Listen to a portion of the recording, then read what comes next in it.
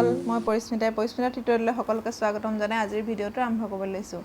আজি আমি তোমালোকৰ পাঠ ষষ্ঠ পাঠ আমাৰ শৰীৰৰ বিভিন্ন তন্ত্ৰ এই পাঠটো আলোচনা কৰিম আৰু মোৰ চেনেলত যদি কোনোবা নতুনকৈ আছা মোৰ চেনেলটো সাবস্ক্ৰাইব কৰিবা, লাইক কৰিবা, শ্বেয়াৰ কৰিবা আৰু আগৰ ভিডিঅ'বিলাক চাবৰ বাবে মোৰ ডেছক্ৰিপশ্যনত লিংক পাবা, তাত সকলোৱে চাব পাৰিবা। এতিয়া চাওঁ আহা আমাৰ শৰীৰত থকা বিভিন্ন অংশসমূহৰ বিষয়ে জানো আহা। আমাৰ শৰীৰৰ বিভিন্ন তন্ত্ৰ, আমাৰ শৰীৰটোৰ ভিতৰত কি আছে, শৰীৰটোৰ প্ৰতিটো অংগৰ কি কাম। এতিয়া ইয়াত লিখিছে যে তোমালোকে নিজৰ কিতাপখন মেলি ল'বা। তোমালোকে ডাঙৰ পকীঘৰ সজা দেখিছানে? প্ৰথমে লোহাৰ গাঁথনি তৈয়াৰ কৰাৰ পিছত চিমেণ্ট, ইটা, বালি আদিৰে গাঁথনিটো পুৰ কৰি ঘৰটো সাজি উলিওৱা হয়। এতিয়া প্ৰথমে এটা ইটাৰে ঘৰটো সাজে। ঘৰটো বনাবলৈ হ'লে প্ৰথমে এটা ইটা গাঁঠিব, তাৰপিছত দুটা ইটা এনেকৈ বাঢ়ি বাঢ়ি এখন ৱাল হ'ব, ৱাল কেইবাখনো লগ লাগি এটা ৰুম হ'ব, ৰুম কেইবাটাও লগ লাগি এটা ঘৰ হ'ব, হয়নে? ঠিক সেইদৰে কৈছে আমাৰ শৰীৰটোক ছালেৰে ঢাক খাই থকা অংশৰ তলত মাংসপেশী, চৰ্বি আৰু একেবাৰে তলত হাড় থাকে। এতিয়া হাড়ে শৰীৰটোক আকৃতি দিয়ে। এতিয়া আমাৰ ঘৰটোৰ বেৰবিলাকৰ কথা কৈছে। ধৰি লোৱা ঘৰটোৰ যিবিলাক বেৰ সেইবোৰ আমি ছালৰ লগত ইয়াত তুলনা কৰিছে। ধৰি লোৱা ছালখন, তাৰ ভিতৰত কি থাকে? হাড় থাকে, মাংসপেশী থাকে, চৰ্বি থাকে। তাৰ ভিতৰত ঘৰটোৰ ভিতৰত বিভিন্ন ধৰণৰ মানুহ থাকে, হয় না? বিভিন্ন মানুহ থাকে ঘৰটোৰ। এতিয়া প্ৰতিটোৰে কাম বেলেগ বেলেগ।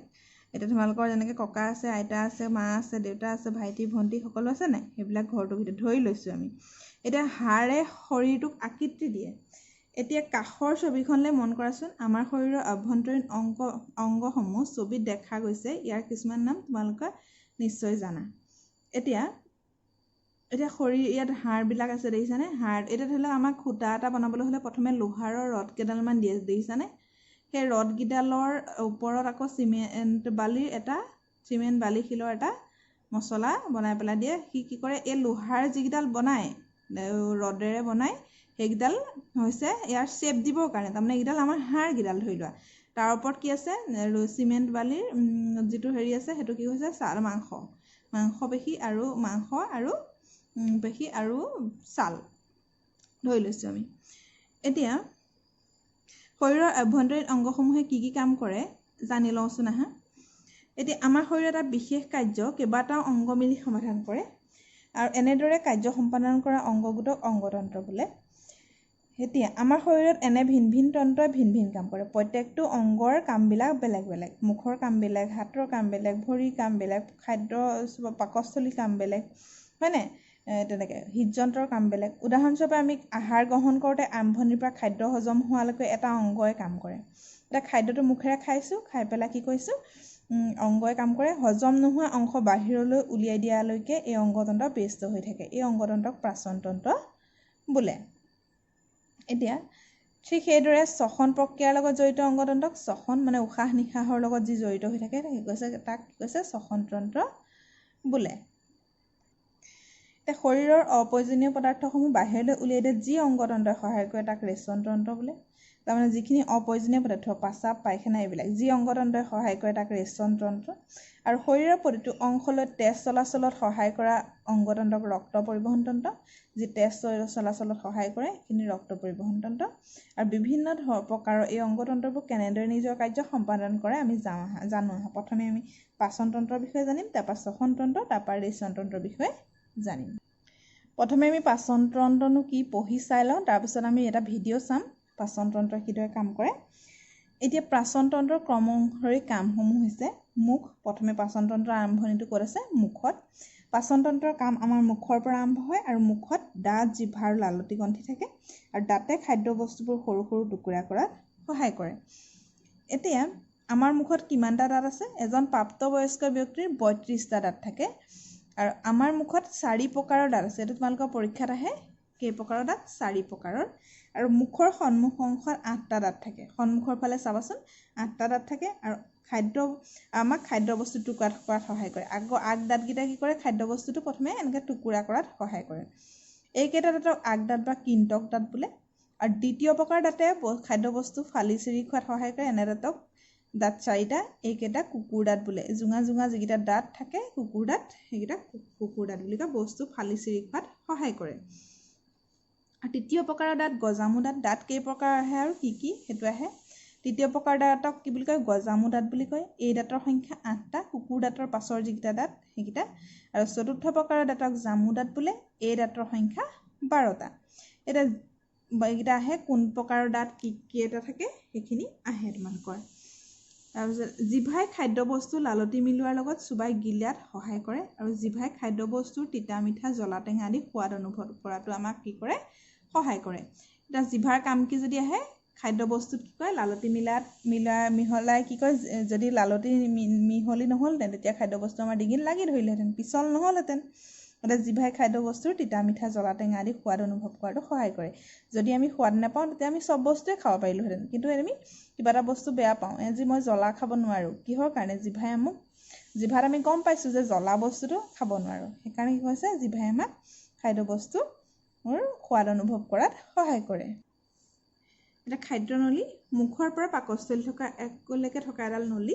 খাদ্যনলীদি আহাৰ আমাৰ পাকস্থলীলৈ যায় আৰু খাদ্যনলীত কোনো পাচন নহয়। খাদ্যনলীডালত মই যি ভিডিঅ'টো দেখুৱাম তোমালোকক, মুখৰ পৰা পাকস্থলীলৈ থকা এডাল নলী আৰু খাদ্যনলীদি আহাৰ পাকস্থলীলৈ যায়। খাদ্যনলীত কোনো পাচন নহয়, তাৰমানে মুখত অলপ চুবাই পেলাই কি কৰে গুৰি কৰি দিয়ে। তাৰপিছত খাদ্যনলীদি আহি পেলাই ক'ত পায়হি পাকস্থলী এটা মোনা সদৃশ অংশ, মোনা পাকস্থলী এখন মোনাৰ দৰে। ই পাচক ৰস নিৰ্গত কৰে, যি তাৰমানে ৰসে কি কৰে খাদ্যবস্তু হজম হোৱাত সহায় কৰে।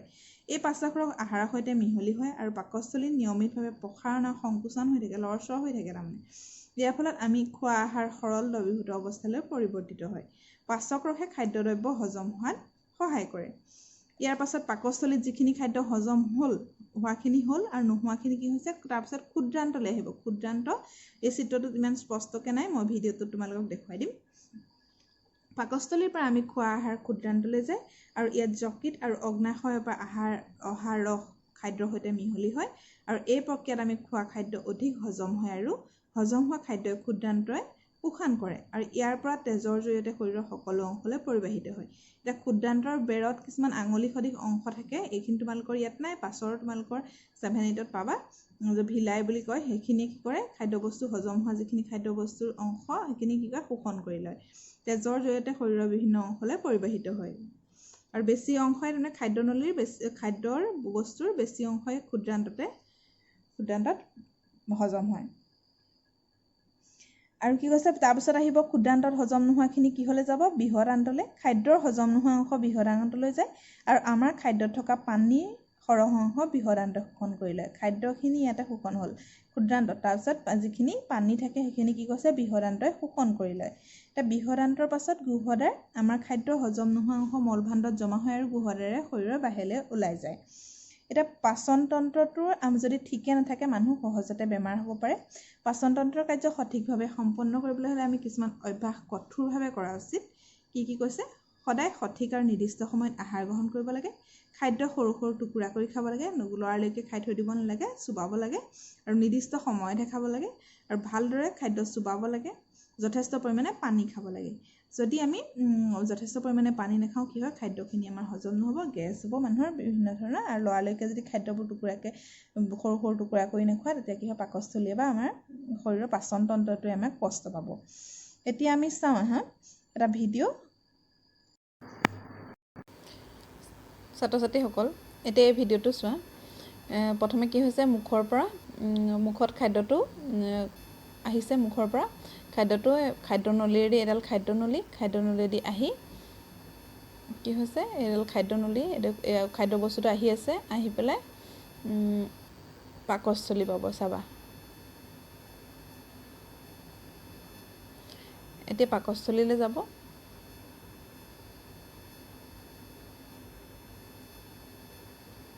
এতিয়া পাকস্থলী পাব এডাল খাদ্যনলীৰ পৰা গৈ পাকস্থলী পাইছে।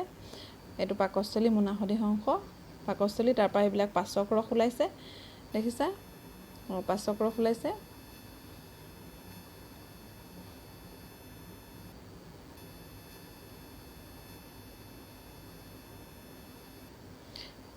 তাৰপাছত কি হৈছে এডাল ক্ষুদ্ৰান্তলৈ গৈছে। পাকস্থলীত হজম হোৱাখিনি হ'ল, তাৰপিছত ক্ষুদ্ৰান্তলৈ গৈছে আৰু ক্ষুদ্ৰান্তত কি হ'ব খাদ্যৰ বেছিভাগ অংশই হজম হ'ব আৰু ক্ষুদ্ৰান্তত এইটো লিভাৰ হয়, লিভাৰ আৰু এইটো অগ্নাশয়, এইটো পিত্তস্থলী, সেউজীয়া অংশটো পিত্তস্থলী। ইয়াৰ পৰা কিছুমান ৰস ওলাব পাচক ৰস, যিখিনি ৰস ওলাব, সেইখিনি অগ্নিটো অগ্নাশয়ৰ পৰা অগ্নাশয় ৰস ওলাব, ওলাই পেলাই খাদ্য বস্তুত মিলিত হ'ব।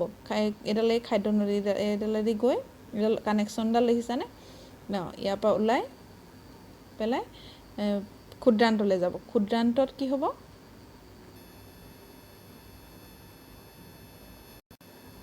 এতিয়া ক্ষুদ্ৰান্তত খাদ্যৰ বেছিভাগ অংশই পাচন হ'ব আৰু এই যিখিনি অগ্নাশয়ৰ পৰা আৰু লিভাৰৰ পৰা যিখিনি ৰস ওলাইছে সেইখিনি কি হ'ব, খাদ্যবস্তু হজম কৰাত সহায়।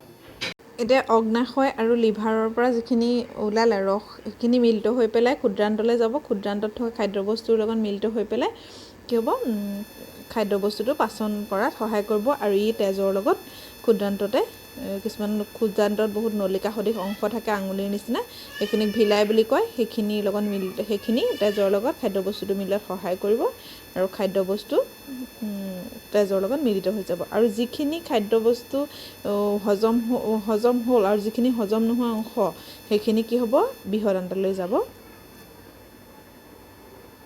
এনেদৰে খাদ্যান্তত হজম হৈছে, তাৰপিছত বৃহদান্তলৈ যাব।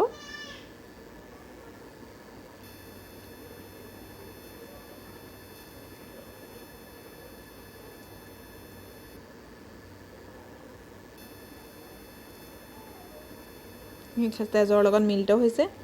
এইখিনি আঙুলিৰ নিচিনা কিছুমান অংশ আছে দেখিছেনে, এইবিলাক ভিলাই বুলি কয় আৰু এই ইংলিছত ভিলি বুলি কয়। আৰু ভিলাই খাদ্যবস্তুখিনি তেজৰ লগত মিলিত হোৱাত সহায় কৰে।